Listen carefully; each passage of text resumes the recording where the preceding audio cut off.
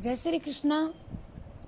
जय श्री मार्कंडेय पुराण से लिया गया अध्याय मिथुन सृष्टि और स्थान वर्णन। कौष्टुकी मार्कंडेय जी बोले कि हे ब्राह्मण, आपने अवार्क स्रोत वाले मनुष्यों का वर्णन विस्तार पूर्वक किया तथा जिस प्रकार वर्णों, ब्राह्मण आदि एवं गुणों की सृष्टि व कर्म के विषय में भी बताने की कृपा करें। मार्कंडेय जी बोले कि सृष्टि के पूर्व ब्रह्मा जी द्वारा चिंतन किए जाने पर उनके मुख से सतोगुणी हजारों मिथुनों की सृष्टि हुई थी। वे सभी तेजस्वी और तमोगुण बाहुल्य से युक्त थे। उन लोगों ने फिर अपने वक्ष स्थल से दूसरे हजारों मिथुनों की सृष्टि की। ये सभी रजोगुणी एवं क्रोधी स्वभाव के होने के कारण अपनी दोनों जंघाओं से अन्य हजारों मिथुन उत्पन्न किए। इन्होंने रजोगुण और तमोगुण से युक्त तथा ईर्ष्यालु स्वभाव के होने के कारण अपने चरणों से सहस्त्रों मिथुनों को उत्पन्न किया। ये सभी लक्ष्मीहीन, तमोगुणी, तेजहीन, अल्पबुद्धि वाले प्राणी थे और सभी प्रसन्नचित्त थे। इसके बाद संघर्षण से द्वंद्व रूपी प्राणी उत्पन्न हुए जो इच्छानुसार आपस में मैथुन क्रिया करने लगे। तभी से मैथुन सृष्टि प्रारंभ हो गई। उस समय स्त्रियां मैथुन करने पर भी संतान उत्पन्न नहीं करती थीं, क्योंकि उन स्त्रियों का मासिक धर्म नहीं होता था। केवल आयु के अंत में ही एक बार संतान उत्पन्न होती थी। तब से अब तक इस प्रकार की मैथुना सृष्टि होती आई है। ब्रह्मा जी के द्वारा प्रजा का चिंतन किए जाने पर उनके मन से पंच महाभूत और शब्द आदि विषय के साथ उत्पन्न हुए। यह प्रजापति की मन से सृष्टि कहला जाती है और इसी की वंश परंपरा से उत्पन्न प्राणियों से ये सारा संसार भरा पड़ा है।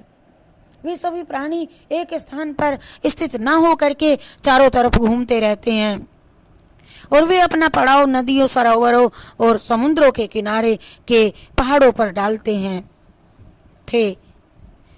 उन सभी प्राणियों को शीत ताप की पीड़ा सताती नहीं थी। वे तो सदैव संतुष्ट रहते थे और उनमें परस्पर संघर्ष, द्वेष, मत्सर या एक दूसरे को उत्पीड़न अथवा शोषण की प्रवृत्ति नहीं थी।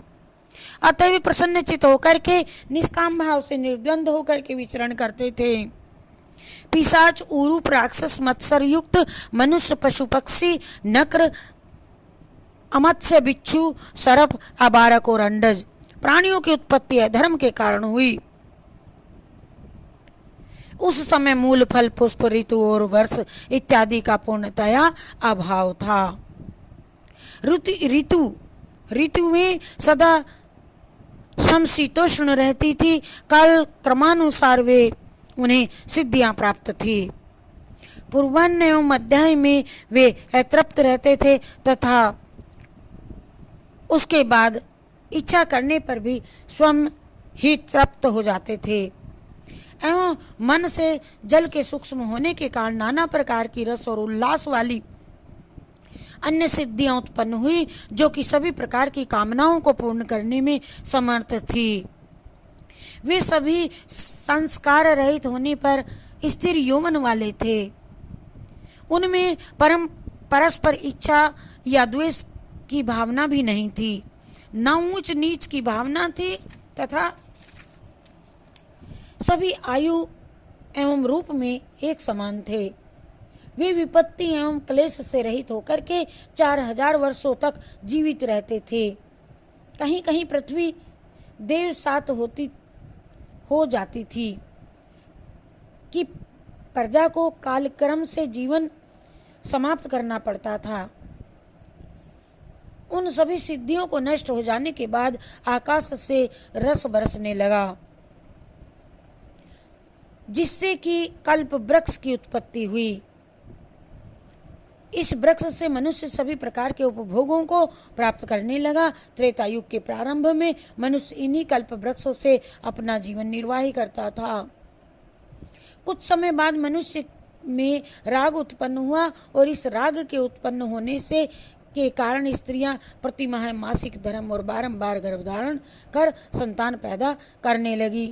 फिर ग्रहों में स्थित कल्प वृक्षों में भी राग उत्पन्न होने लगा। परिणाम स्वरूप कल्प वृक्ष भी नष्ट हो गए तथा 4 भरण उत्पन्न होते थे और उन फलों के प्रत्येक पुट में श्रेष्ठ गंध वर्ण और रस से युक्त परम शक्तिशाली मधुमक्खियों के बिना ही उत्पन्न होता था। त्रेता के आरंभिक समय में प्रजा मधुपान करके ही जीवन धारण करती थी। कुछ समय बाद वह प्रजा लोभी हो गई, अतः वे ममत्व से युक्त होकर के उन वृक्षों को एक दूसरे से छीना झपटी करने लगी, जिस कारण वे सभी वृक्ष भी नष्ट हो गए। प्रजा शीतोष्ण क्षुधा पिपासा आदि द्वंद्व से पीड़ित होने लगी। तब इन द्वंद्वों को दूर करने के लिए पुरों का निर्माण करने लगे। पुरियों का तब वे मरुभूमि पर्वत गुफा आदि में दुर्ग किले बना करके रहने लगे। अपने अपने उंगलियों के परिणाम से माप करके अपना दुर्ग मान लेते थे, दुर्ग बनाए गए।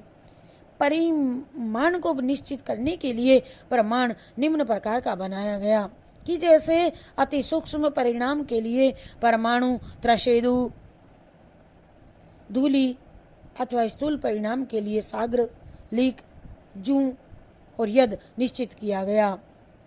11 यव मध्य में 1 अंगुल, 6 अंगुलों का एक पद, 2 पद का एक वितस्ती, 2 वितस्ती में 1 हाथ, ब्रह्मतीर्थ 4 हाथ का एक लट्ठा, धनुर्दंड या नाड़ी का युग 2000 धनुर्दंड का एक गभ्युति एवं 4 गभ्युति का एक योजन।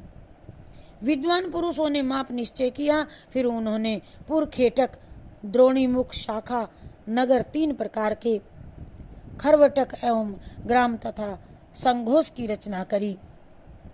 अलग अलग आवास ग्रहों का निर्माण किया जो चारों ओर से दीवारों और खाइयों से घिरा हुआ था। 2 कोस लंबा और उनके 8 मास से चौड़ा और भाग को पुर कहते हैं। उसके चारों तरफ जल भरा होने के कारण बांस का पुल बना होता था। पुर के आधे लक्षण वाले को खेटक और उसके 1/4 भाग को खरवटक और पुर को अष्टमांश परिणाम वाले को द्रोणीमुख कहते हैं। सभी प्रकार की सुविधाओं से परिपूर्ण जहाँ की मंत्री व सामंत रहते हैं उसे शाख नगर कहते हैं। जहाँ निम्न वर्ग के लोग किसान खेती करने के योग्य भूमि के मध्य रहते हैं वे ग्राम कहते हैं उन्हें। और किसी कार्य से जहाँ नगरों में लोग रहते हैं उन्हें बिसाती कहते हैं, बसाती। इस प्रकार लोगों ने नगरों का निर्माण करके शीत ताप से बचने के लिए अपने अपने घरों का निर्माण किया। त्रेता के प्रारंभ में लोगों की ऐसी सिद्धि थी कि उनकी इच्छानुसार ही वर्षा होकर के वर्षा का जल निम्नगामी होता था। वर्षा के जल ने ही रुक करके स्रोत बना करके फिर गहराई करते हुए नदी का रूप धारण कर लिया। वह जल पृथ्वी के साथ संयोग करके दोष रहित होकर के ग्राम भेद, वन्य भेद से 14 प्रकार के वृक्ष और गुल्म उससे उत्पन्न हुए। वे सब समय फल पुष्प से लदे रहते थे। त्रेता के प्रारंभ में सभी प्रकार की औषधियां उत्पन्न हुई। इन औषधियों से अकस्मात राग एवं लोभ से युक्त प्रजागण अपना जीवन निर्वाह करते थे। मनुष्य शक्ति के अनुसार नदी, खेत, पर्वत, वृक्ष, गुल्म और सभी प्रकार की औषधियां को ग्रहण करने लगे और इसी प्रकार से सभी औषधियां नष्ट हो गई। अर्थात पृथ्वी ने इसे उदरस्थ अपने में ही समेट लिया, पृथ्वी ने अपने उदर में रख लिया। अतः प्रजा पुनः अक्षुधार भूखी मरने लगी। ब्रह्मा की शरण में गई और विनय पूर्वक अपना कष्ट निवारण हेतु प्रार्थना की।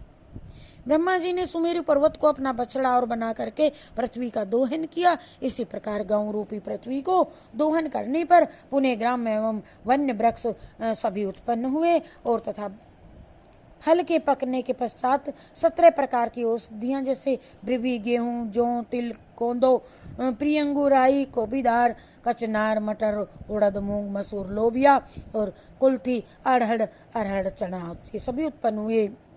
और 14 प्रकार की ग्राम्य अरण्य औषधियाँ जैसे ब्रीही, जौ, गेहूँ, अणु, तिल, प्रियंगु, कुकुनी, श्यामक, अलसी, तिल और गभेदु, कुल्थी, मरकटक, मक्का पैदा, बेणु एवं चावल यज्ञ के प्रयोग, ये सब यज्ञों में प्रयोग की जाने लगी। ये सभी औषधियाँ पुणे नहीं उगती थी, अतः ब्रह्मा जी ने इन्हें मनुष्यों का आहार बनाने के लिए कर्म द्वारा सिद्धि होने वाली हस्त सिद्धि को उत्पन्न किया और तभी से हल के द्वारा जोती जाने वाली पृथ्वी में बोई हुई जो भी औषधियाँ बोते उत्पन्न होने लगी बोने से। इसी प्रकार मनुष्यों की जीविका का साधन उपलब्ध हो जाने पर ब्रह्मा जी ने स्वयं न्याय और गुणों के अनुसार मर्यादा वर्ण आश्रमों का धर्म का सभी का ये निरूपण किया। कर्मनिष्ठ सभी विद्वान ब्राह्मणों के लिए प्रजापत्य स्थान, युद्ध से विमुख न होने वाले क्षत्रियों के लिए इंद्र का स्थान, स्वधर्म परायण वेश्यों के लिए मारुत का स्थान तथा सेवाभावी शूद्रों के लिए गंधर्व स्थान नियत किया। जो स्थान 88,000 ऊर्ध्वरेता ऋषियों के लिए भी निश्चित हुआ। जो स्थान सप्त ऋषियों के लिए नियत हुआ, वह स्थान वनवासियों के लिए भी तथा गृहस्थ के लिए भी प्रजापत्य और सन्यासियों के लिए अक्षय ब्रह्म पद और योगियों के लिए अमृत स्वरूप मोक्ष स्थान की कल्पना की गई।